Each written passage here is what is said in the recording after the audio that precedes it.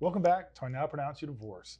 This is our special episode. As you see, we're live leading into season 2, where we're going to take a deep dive into discussing domestic violence and how that really impacts the divorce process.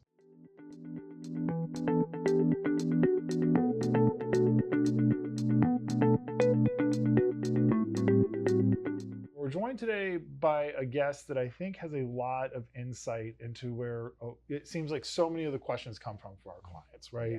They're going through a divorce, and when you're going through a divorce, it's natural for tempers to flare. And unfortunately, when tempers flare, sometimes people do things they shouldn't. So just a little bit. Can you introduce yourself, tell a little bit about what you do and how you can help people through the divorce and what you do process? Yeah, absolutely. So my name is Josue Casanova. I have my own law firm here in Virginia Beach called Casanova Law. And I do criminal defense, right? So anything involving somebody charged with something. I also take care of protective orders. If somebody needs to file a protective order or they're defending themselves against one, that's what I do. So, October, Domestic Violence Awareness Month. I don't think anybody is not aware that there is a high degree of domestic violence in divorces. Yeah. Why is it so important to have these conversations right now? Ooh, that's a good question. I think because it's one thing, like you said, it's one thing to know about domestic violence in general versus domestic violence in your specific situation. So what I find is a lot of people, when they get into these situations, they've kind of learned this behavior where they would, unfortunately, like statistics tell us that like if a child has witnessed domestic violence, they're much more likely to repeat it. So what I noticed is people growing up in their household kind of understood that this was even an option. Like in my household specifically, like hitting each other was never, was not even on the table, right? You can get mad at your brother, but you don't just sock him in the face, right? But I think sometimes people understand or think that this is acceptable behavior. And so you kind of get to reevaluate yourself. Like, has this ever crossed my mind? Is this something that we would even consider as some kind of, alternative or some kind of solution to resolving a conflict? So I think that's a good question. It's one of those things when you think about domestic violence, it's usually it doesn't start with a big fallout, right? It starts with all the little pieces that lead up and then acceptance and sorries, and it's just you and me versus the world type attitude. Practicing in family law, I've seen a lot, unfortunately, domestic violence cases. From your experience, what is like the biggest misconception that people have about domestic violence? Yeah, I think I was going to jump off of what you just said, like the fact that people think when they think domestic violence, they think of like what's in the movies, where it's like this person was like beaten, battered, and bloody. Like, have you ever seen The Help? Yeah. Okay, right. So I think of like that terrible scene where the woman was getting beaten by her husband. You didn't see it, but you can tell what's happening. But a lot of times it's really a lot more minor. There's 3 ingredients for domestic violence. It's like obviously a relationship, but the other 2 are alcohol and cheating. Yeah. Right. So somebody gets, they have a couple drinks, they're hanging out, they're not on good terms. Somebody accuses somebody of cheating, and then bam, here we are. So it's usually some kind of like pushing, shoving, slapping, smacking, throwing something. So it's not like the all out like abuser versus abused all the time. That's what I've seen. There's pushing. I've seen straight up victims, of course. Oh yeah, absolutely. But there's pushing on both sides. And then one person, like in everything, goes too far. Yep. And then we have a problem. And, domestic violence between adults is one thing. How does it present itself, in your experience, differently for juvenile cases versus the adult cases? With juveniles, the court is always there to help. I mean, the court's there to help in general. That's why we have family court. We understand there's different issues there. But the other thing is that with juveniles, the court is specifically and especially more interested in how can we rehabilitate this child, what went wrong, what do they need? Whereas if it's the other way around, if it's a parent hitting the child, then you've got kind of 2 avenues, right? So the first one is this discipline, right? So, we have parental privilege, right? That basically means you're allowed to spank your kids, right? I don't know where the rumor came from where you can't spank your kids. It's not true. In fact, the Court of Appeals, I don't know if you remember that 3 years ago, Woodson versus Commonwealth, they said, no, you're totally fine. But there's that aspect, right? If it's normal, you spank somebody with a belt, there's nothing crazy. Okay, we move on, we're done. But if it crosses the line, right, they're leaving marks, scars, bruises, right? If it's clear this is too far, that's when it gets different. I remember I was in court one time and the judge was like, I'll explain to you the difference. Did you spank the child because the child was in trouble, or did you spank the child because you enjoy spanking the child? And I was like, there is kind of a difference there. Yeah, it's kind of simple. That's a good one. I like that. It is. It was just like, oh yeah. We talk about domestic violence. It's criminal. How does it differ from other criminal charges in procedure and severity? Yeah. So there's two ways. So one way, like I always say, the hardest part about domestic violence is the domestic part, right? So if Joe Schmo jumps out of an alley and punches you in the face, you don't care, right? Right? Or if he holds you up, right, and says like, "Give me your wallet," like you don't care about that guy, right? So you could go to court. You could, if he goes to jail, no problem, right? You're actually relieved. But when it's your mom, your dad, your brother, sister, girlfriend, boyfriend, now it's personal, right? There's a lot more complications to it. So I think on the emotional side, that's how it's different on that side. But the other thing that's important for people to know is with domestic violence, when you call the cops, they have to, by law, arrest one of you. Right, so the law says that as long as the officer has probable cause, they have to arrest one of you, depending which one is quote the predominant physical aggressor. So that's something that like most people don't. I've had plenty of clients where they called me and they're like, "I called the cops and I was the one that got arrested." Like, what happened here? And so I have to explain to them like, yes, they do have to arrest somebody. So they believe the other person, and here we are. Can you kind of explain why you brought that up in terms of domestic violence? Oh, absolutely. So the law, any kind of domestic violence is in law is anything between what's called family members, right? Now, here in Virginia, we have a specific code section that defines who the family members are. One of those, it's the common ones you think of, like again, blood relatives. But the other one that most people don't think about is two things. Number one, you have a boyfriend or girlfriend that you're living with, you're cohabitating, right? Or number two, you have a child in common, right? So if you guys have a kid together, even if you're not living together. So I always give the classic case, like somebody has a one-night stand, the other person goes to Seattle, right? And you guys are still family members just because you have a kid together, right? So that's the other thing that most people don't think about. Yeah, it is. That's one of the, and you have to live together too. Yep. So sometimes people forget that part too. Yep. But now you're thinking about, we're talking about domestic violence, we're talking about going to court. What rights should both the accused and alleged victim be aware of during these cases? Ooh, very good question. So two of them. So the accused kind of has the most rights. It's not that they have more rights than the other person, but they're the ones that are written out. So things like you have the right to a lawyer, right? You have the right to stay silent, right? All the things you see on TV, those are absolutely true, right? And I always recommend to people, never talk to the police at all, because it's only going to hurt you. It's not going to help you. Number two, get a lawyer as quickly as possible because they're the expert. They know how to help you. But they have a lot of things, like you get to have a fair trial and things like that. What's nice for the defendant, the person accused of the crime, is that in Virginia we have something called the first offender statute, right? Which means that if this is your first time getting found guilty of something like this, you basically go through a program, do certain things, and it can get dismissed, right? It's not, a freebie. You don't get this automatically, but it's something that you can ask for. With the victim, you also have rights. So for example, like if it is really an abusive situation, first, once the officers arrest the person, you're going to get a protective order automatically, and it's going to last for 3 days. And then on top of that, you can extend that protective order by going to court and saying, "Judge, I really think this is more of a permanent situation. I need to stay away." The other thing is you get the right to be notified, right? So once this person's get out of jail, when they move around from one address to another, right, you get to be notified of stuff like that. You brought up protective order. Yes. The 72-hour protective order. You said 3 days. I appreciate 72 hours. Yeah, absolutely. How did the protective order? Well, first of all, what is a protective order and how do they work? It is just a restraining order, right? You're basically the court is telling the other person to stay away from you, not to hurt you, not to do certain things. And I love protective orders because they're one of my favorite things, because for me it's just fascinating, because it's like what you do is you're kind of creating a new little law. So the example I always give people is, if I text you Merry Christmas, you may think I'm weird. Hey, it's October. Like, what are we doing texting Merry Christmas? But there's nothing criminal about that. But if you have a protective order against me and I text you Merry Christmas, I've now committed a crime.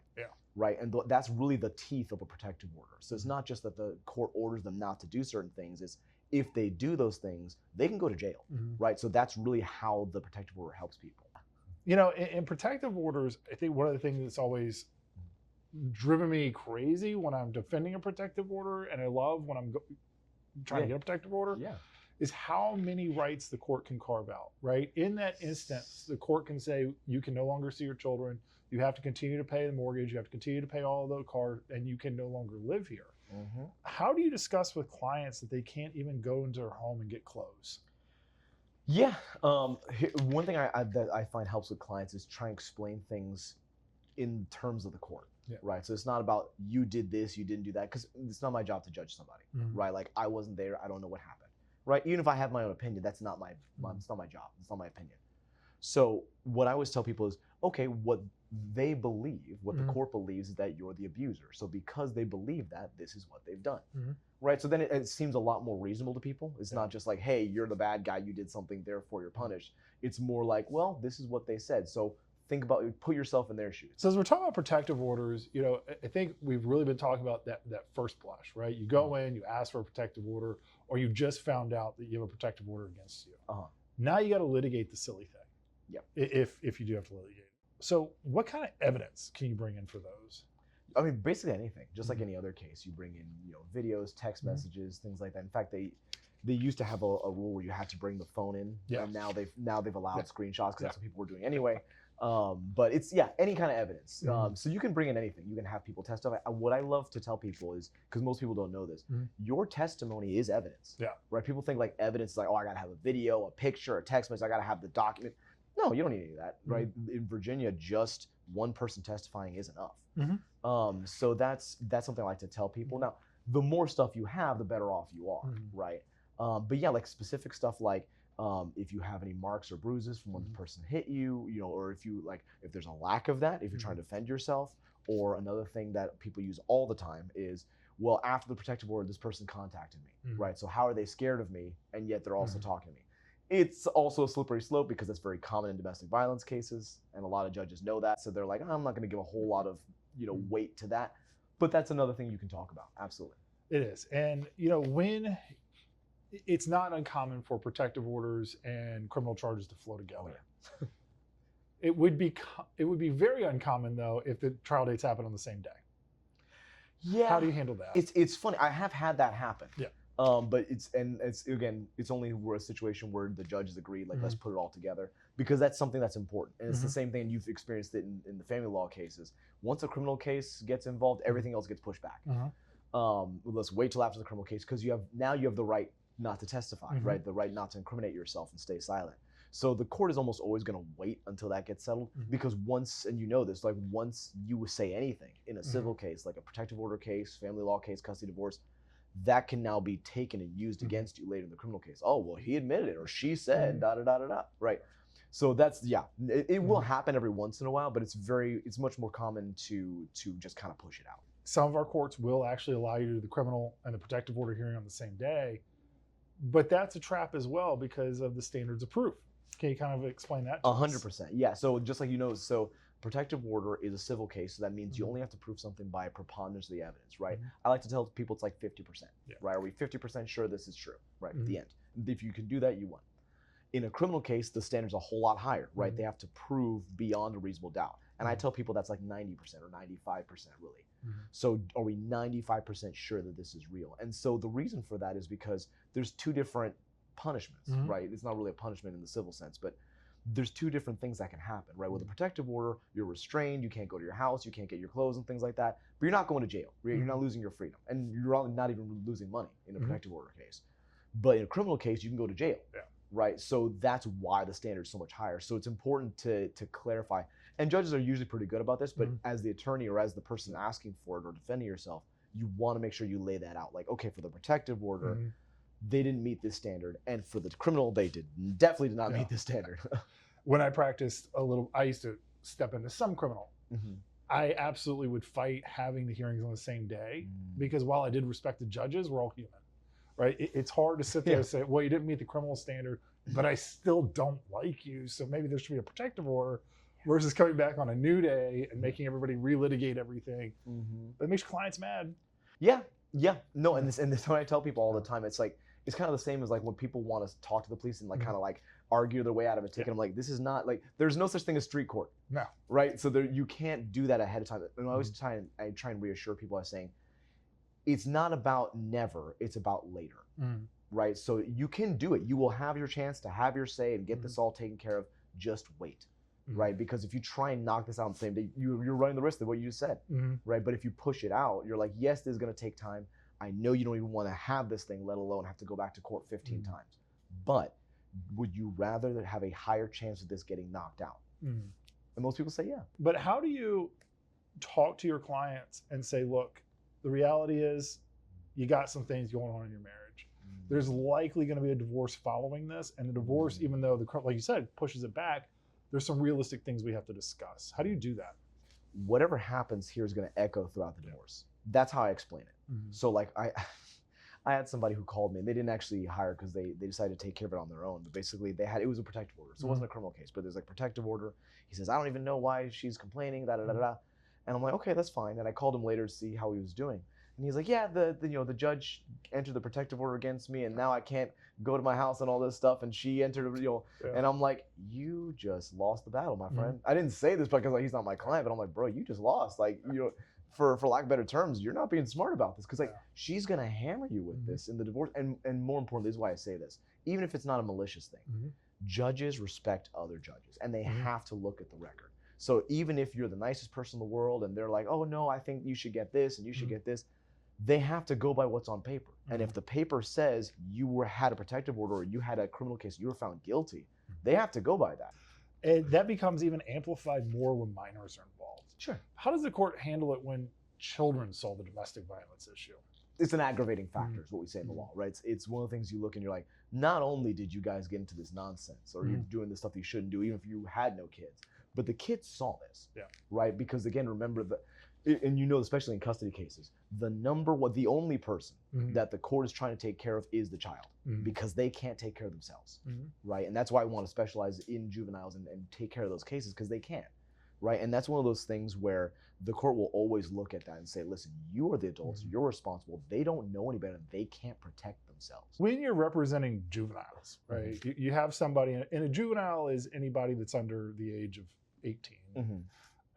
What makes it difficult? What makes it unique? Yeah, no, it's a great question. So what makes it difficult a couple times is you kind of have to explain everything to the juvenile. So a lot of times, like, we have something called competency, right? So competency in Virginia doesn't mean you're an idiot. It just means you don't understand how the court system works, right? And a lot of times juveniles get into competency issues where you kind of have to put the trial on pause so we can help the juvenile understand what's going on.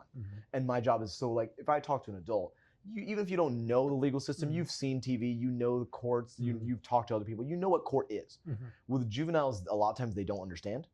Or if they do understand, there's certain things about the situation they may not understand, right? And that leads into the second thing. The second thing is, and it's kind of a good thing for them, but it's like their brains are still developing. So there's certain things that they don't anticipate or understand. It's like, hey, if I do X, then X, Y, Z is going to happen, right? So that's something you have to talk to. But a lot of times, like, the kids are great. I mean, there's really no problem with the kids. It's usually just they made a bad decision. In your experience, what are the long-term consequences for juveniles versus like adults facing these types of charges? So for juveniles, it's lessened, but it's not that it goes away. So a lot of people think like, oh, it's no big deal. It's going to be on a juvenile record. No one's going to see it. And that's not true, right? So if the child's 14 or up and it's a felony, then it is a public record. So that's number one. The other thing you have to consider things like educational responsibilities and consequences, right? With adults, there's a lot more consequences, right? Obviously, jail time. The nice thing with kids, they avoid sending them to jail at all, if at all possible. So you have a lot more leeway there. But with adults, it's just jail time, right? The other thing is with domestic violence, if you're found guilty, one thing I like to tell people is, again, you've got the criminal record if you're found guilty, but also it affects your gun rights, right? So in a lot of cases, you may be giving up your right to have a gun, period, forever, right? So in Virginia, we had a new statute that came out maybe 2018, 2019, where it says if you're found guilty of a domestic violence charge, you can't have a gun for the next 3 years, right? But on top of that, there's also the federal laws with guns, right? So guns are regulated by both state and federal laws. So even if the state says you're fine, you still got the federal laws to deal with. And a lot of times that's where you get into trouble. Domestic violence and family law run hand in hand, unfortunately. How do criminal defense and family law intersect? So when you're working and somebody commits, or you're representing somebody defending a protective order, how do you work with them in that intersection of the divorce and the criminal aspect? So I'll be honest, I tend to stay out of the family law aspect because that's not what I do, and I leave that to you guys. And because it is very easy for those to get complicated. What I will do is I'll try to give them some goalposts, right? Some kind of like warning signs of what's ahead, like kind of like we were just talking about. It's like, okay, if you get found guilty, right, these things will happen. They can definitely use this against you later on. They can do this. So I try and stay out of it. But here's what I do. I'm a GAL, and so I practice. I mostly did GAL work like the first 2 years of my practice. but I use that experience to know what to ask, right? So I'll say, okay, so are you guys living together, right? What about this? Where's grandma, right? Where's the kid now? What's going on with this and this? And I can ask them certain questions because I know what to look for, because that way we can talk about some of the implications of a family law case. Yeah, I used to try to work with we had one. I was like, hey, let me help you out. They wanted this guy to plead so bad. And because first offenders, right? They were like, just plead to the first offender. I'm like, he can't plead to this because the whole divorce is going to happen before this gets dismissed. You're right. And that's the other thing too, that people don't realize, like for everyone else's purposes, right? Like for your job, for the government, for all this stuff, it's dismissed, right? If they take the first offender and you do it successfully, it's dismissed. But the courts know what's happening, right? So the prosecutor and the judge, or even in the civil case and the family law case, like any attorney who knows what the heck this is, will be able to say, Judge, yes, it was dismissed, but it was because he pled guilty, so he did it. Domestic violence rears its head a lot in custody. What advice do you give parents when domestic violence and children are involved? Like, stay away, try to parent, meet in a public place. Like, what sort of advice do you give? I mean, it kind of depends. And this what I'll tell people is, and what's nice about this is that judges are aware of this already, and so they always keep this in mind. They always try and carve out the narrowest solution possible. So the judges know that it's exactly for a protective order, like or like they'll have a no contact order or protective order say you got to stay away from this person. You can't contact them except for anything involving the children, because they're not stupid. They know you have to talk to the other parent, right? Unless this parent's just not going to be in the child's life. So what I try and say is, or what I recommend on the family law side, again, that's your expertise, but I feel like on the family law side, it's more about, okay, make sure you are extra reasonable, right? Document everything, right? And you don't want to be, it's a hard line, because you don't want to document everything. I had another case, this was a volunteer thing, but it was a protective order case, and this, again, these two parents were fighting over the custody of the kids. That's really what this is about, but it was a protective order. And dad was asking for a protective order. And he's like, oh yeah, like mom's bullying the kid and da-da-da-da-da. And so he's like, I got this video that proves it. I'm like, you sure? Like, does it actually say what you think it says? He's like, yeah. I'm like, okay. And we put it up there, and it was not at all. It was literally the opposite. It showed him like basically like trying to coach and bully the child to be like, hey, like she did this, didn't she? And the kid's like, the poor kid's like 3 or something or 4. And she's just staring like a deer in the headlights. So that's one thing I will tell my clients. If you have evidence, run it by your attorney first, because there's a lot of times where we think it says something and it doesn't. We talk about domestic violence as something that just is. What do you see is preventative steps that communities, families can take to reduce it? Watch your thoughts because they become your words, right? And watch your words because they become your actions. And I see that all the time, right? Like every single domestic violence case starts as an argument, every single one. So one thing I would talk about is like clear communication skills and de-escalation tactics, right? It's like, okay, listen, if I know I'm upset, like it's okay taking a time out during an argument. It's like, hey, you know what? I am just not in the headspace right now. Can we talk about this later, right? Or let me go for a walk or whatever. We'll come back. We'll have a conversation, right? Even little tactics I heard sometimes people say, like if you sit next to, like side by side with the person, or you're going on a walk and you're walking the same direction, psychologically what that tells your subconscious is we're on the same team, right? So instead of facing the person face to face, right, little things like that. So de-escalation can be a huge one. If you could leave our listeners with one piece of advice, Sure. The survivor, family member, just someone facing charges, what would it be? There are 3 things that I wish, maybe even 4, but 3 things that I wish people knew about domestic violence. So number 1, when you call the cops, you are starting a legal case that will last for months, if not a year, right, or more. A lot of times people treat the cops as bouncers, right? It's like, okay, they'll call me all the time and they'll say like, and it's usually the victim that's calling because they're like, no, I'm so sorry. And what they'll say is like, I didn't want him to go to jail. I just want him to leave me alone, which is valid. And I get that. But you have to understand, these aren't bouncers, right? It's not like at the club where like, get this guy away from me, kick somebody out, and then we're good. It's like, you are now taking your life and the other person's life and putting it into the hands of the court. Right, so that's number 1, and people don't understand that. So they're like, this is a whole process. This isn't going to be over tomorrow or in a week or a month. So that's number 1. Number 2, a link to that is once you file a charge, right, or once you call the cops, you cannot drop the charges, right? That's the second thing people say, right? They're like, I didn't want him to go to jail. What if I just drop the charges? Or a lot of times the person's like, my wife or my husband wants to drop the charges. What about that? And I say, you can't, right? Because again, you've now handed your life into the hands of the court. So now it's the prosecutor's job. They're the only person that can decide whether they want to drop the charges. So they'll talk to the victim, right? And they'll say, this is what's going on, what do you want? But a lot of times they just don't. And the reason why, it's not because they're being mean, it's not because they don't respect you. The reason why is because, again, like we talked about, there's domestic violence and there's domestic violence, right? So sometimes just the pushing and shoving contest, but sometimes there is valid, like a cycle of abuse. And when you go through the cycle of abuse, right, that's a psychological phenomenon where somebody in a domestic violence relationship and they're being abused will defend and stick up for their abuser because they're caught in this web of manipulation and all this stuff. And so the prosecutors are very wary about that. They're like, I'm not just going to drop it because what if this is one of those people, right? So that's the other thing. You can't just drop the charges. The last thing I'm going to say, we already kind of talked about this at some level, but I think the other thing is, again, to offer some hope and kind of leave it on a positive note, right? There are alternatives, right? It's not that you're automatically going to jail, there's no way out, right? Or you have to drop the charge and then, pray this doesn't happen again, right? We have first offender. We have other things that we can do. We can talk about this. So the court will always have alternatives. It's not like you always have to go to jail per se.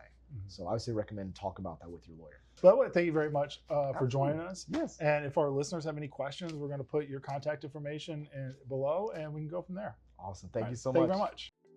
Thank you very much.